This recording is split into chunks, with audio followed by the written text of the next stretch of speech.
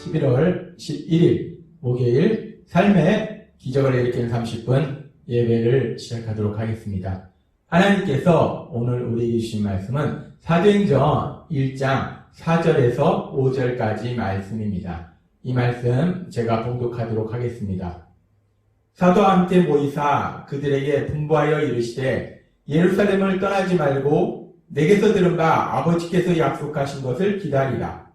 요한은 물로 침례를 베풀었으나 너희는 몇 날이 못되어 성령으로 침례를 받으리라 하셨느니라. 아멘. 오늘도 이 시간 하나님께서 우리에게 말씀하시기 전에, 말씀을 듣기 전에 우리가 잠시 기도하는 시간 갖도록 하겠습니다. 하나님 아버지 감사합니다. 오늘도 연약하고 어리석고 미련한 저희들을 하나님 아버지께서 사랑하셔서 하나님 아버지 친히 저희를 만나주시고 저에게 말씀하여 주셔서 하나님이 주시는 말씀을 듣게 하시니 감사합니다. 오늘도 하나님이 주시는 말씀을 통해서 늘 저희와 함께 하시고 저희를 사랑하시는 그 하나님, 그 하나님의 사랑을 기억하게 하시고 그 하나님을 믿음으로 인해서 담대하게 세상을 살아가며 하나님의 크신 영광을 나타낸 저희가 될 수 있도록 은혜 베풀어 주옵소서. 예수님의 이름으로 감사하며 기도드리옵나이다. 아멘. 하나님께서는 어제 우리에게 사도행전의 말씀을 통해서 우리 예수님께서 고난을 받으신 후에, 즉 우리 예수님께서 우리 죄를 대신하여 십자가에서 돌아가시고 부활하신 후에 이제 제자들에게 40일 동안 나타나셨는데 그 40일 동안 무엇을 하셨는가? 40일 동안 그 제자들에게 하나님의 나라, 하나님 나라의 일에 대해서 계속 말씀하셨다라고 어제 우리에게 말씀하셨어요. 그렇게 예수님께서 부활하신 후에 제자들에게 하나님 나라의 일에 대해서 말씀하시고, 그리고 계속해서 사도행전 1장 4절은 이렇게 말씀합니다. 사도와 함께 모이사 그들에게 분부하여 이르시되 예루살렘을 떠나지 말고 내게서 들은 바 아버지께서 약속하신 것을 기다리라 라고 예수님이 말씀하십니다. 예수님께 들은 바, 예수님께서 이미 제자들에게 말씀하셨다는 거예요. 무엇을 말씀하셨는가? 하나님 아버지께서 그들에게 약속하신 것이 있다는 것을 예수님께서 말씀하셨는데, 그렇게 예수님께서 전에 말씀하신 것처럼 하나님 아버지께서 약속하신 것, 그것을 예루살렘에서 기다려라 라고 제자들한테 말씀하신다는 겁니다. 그러면서 우리가 이 말씀을 조금 더 깊이 살펴보기 위해서, 그러면 예수님께서 전에 말씀하신 것, 하나님 아버지께서 약속하신 것, 그것이 무엇인가? 우리가 이 부분을 살펴보면 예수님께서 십자가에서 죽임을 당하시기 전날 밤 제자들에게 하신 말씀이 있습니다. 요한복음 14장 16절은 이렇게 말씀합니다. 내가 아버지께 구하겠으니 그가 또 다른 보혜사를 너희에게 주사 영원토록 너희와 함께 있게 하리니 라고 말씀합니다. 예수님께서 하나님 아버지께 구하겠다는 겁니다. 기도하겠다는 거예요. 또 다른 보혜사, 예수님이 보혜사시고 우리를 도와주시는 분이시고 또 다른 보혜사를 우리에게 보내주셔서 그 보혜사가 우리가 영원히 함께 있도록 하실 것이다 라고 말씀하세요. 그러면서 요한복음 14장, 15장, 16장에서 계속 비슷한 말씀을 하시면서 요한복음 16장 7절에서는 이렇게 말씀합니다. 그러하나 내가 너희에게 실상을 말하노니 내가 떠나는 것이 너희에게 유익이라 라고 말씀하십니다. 예수님이 이 땅을 떠나가시는 것이, 제자들은 예수님이 이 땅을 떠나가시는 것이 두려웠어요. 그랬을 때 제자들에게 말씀하십니다. 실제는 내가 이 땅을 떠나는 것이 너희한테 더 좋은 것이다. 왜냐하면 내가 떠나지 아니하면 보혜사가 너희에게로 오시지 아니할 것이요, 가면 내가 떠나면 내가 그를 너희에게로 보내리니 라고 말씀하십니다. 예수님께서는 십자가에 돌아가시기 전날 밤 제자들에게 이미 말씀하셨어요. 하나님 아버지께서 이제 보혜사, 그 보혜사가 누군가? 또 다른 보혜사는 우리가 알다시피 성령 하나님을 의미합니다. 그 성령 하나님을 보내주실 것이다. 내가 떠나가면, 내가 이제 하늘로 올라가면 하나님 아버지께서 너에게 성령 하나님을 보내주실 것이다 라고 말씀하셨다는 거예요. 지금 사도행전 1장 4절에서 말씀하는 약속하신 것이라는 것이 바로 그 말씀이라는 거예요. 성령 하나님, 그 성령 하나님을 보내실 것이다 라고 하나님 아버지께서 약속하셨다는 거예요. 그리고 그 약속의 말씀을 그렇게 성령님을 보내주신다라는 것을 예수님께서 이미 십자가에 돌아가시기 전날 밤 제자들에게 말씀하셨다는 거예요. 그렇습니다. 하나님 아버지께서는 이제 예수님께서 십자가 죽으심과 부활하심을 통해서 우리를 죄에서 구원하시는 구원사역을 이루신 이후에 하늘로 다시 올라가시면 우리에게 보혜사, 성령 하나님, 그 성령님을 보내주실 것이다 라고 약속하셨다는 거예요.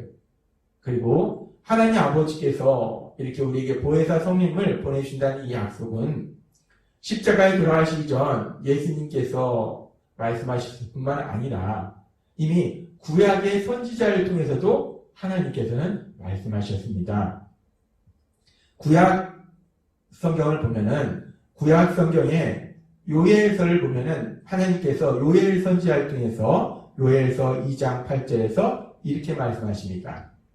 그 후에 내가 내 영을 만민에게 부어주리니 너희 자녀들이 장래일을 말할 것이며 너희 늙은이는 꿈을 꾸며 너희 젊은이는 이상을 꿀 것이며 라고 말씀합니다.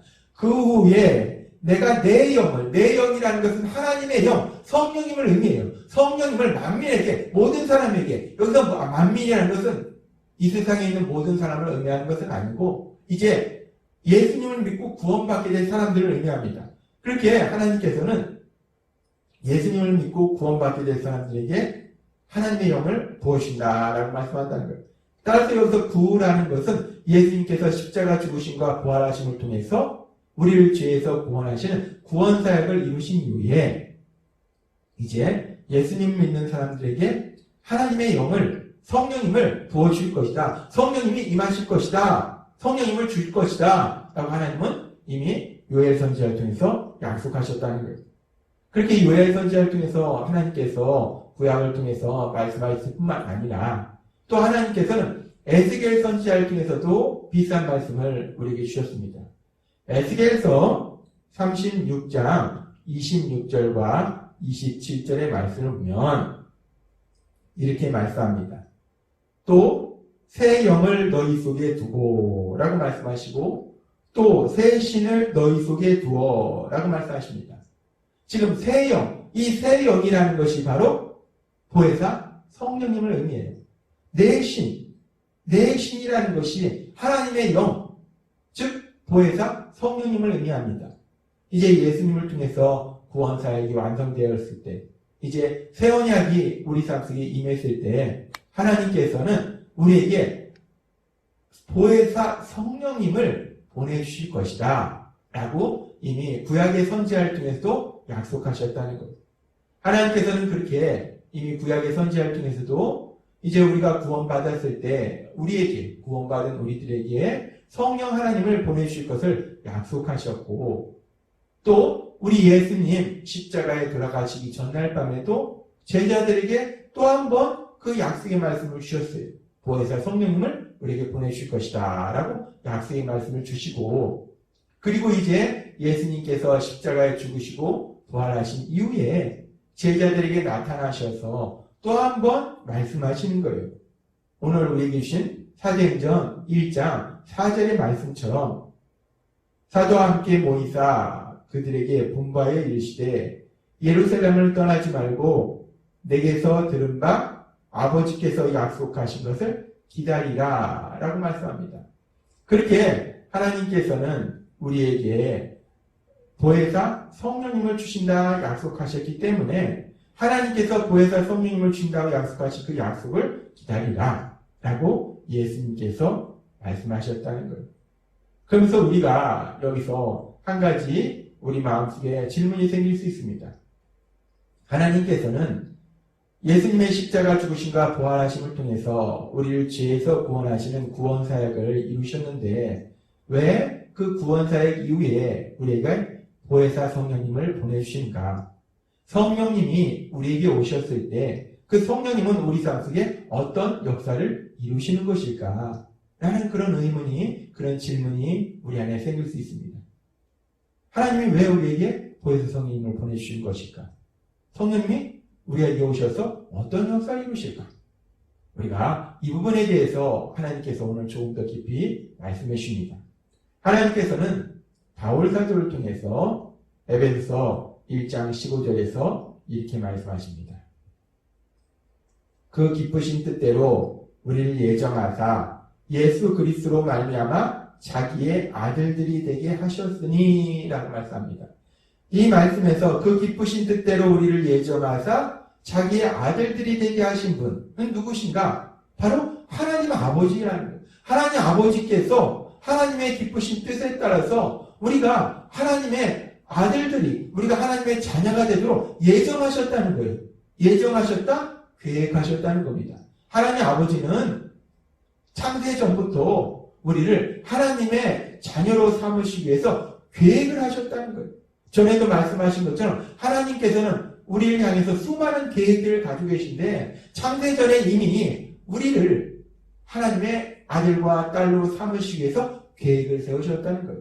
그렇게 하나님 아버지께서 계획을 세우시고, 그리고 에베소서 1장 5절 우리가 조금 전에 살펴본 말씀을 다시 살펴보면은 예수 그리스도로 말미암아 자기의 아들들이 되게 하셨으니 라고 말씀합니다. 하나님이 그렇게 우리를 하나님의 아들과 딸로 만드시기 위해서 이미 계획하셨고 예수 그리스도로 말미암아 아들들이 되게 하셨다는 거예요. 그렇게 계획을 하셨는데 예수님을 통해서 우리가 하나님의 아들이 되고 딸이 됐다는 거예요. 예수님의 십자가 죽으심과 부활하심을 통해서 우리가 죄사함을 받음으로 인해서 우리가 하나님의 아들과 딸이 되었다는 겁니다.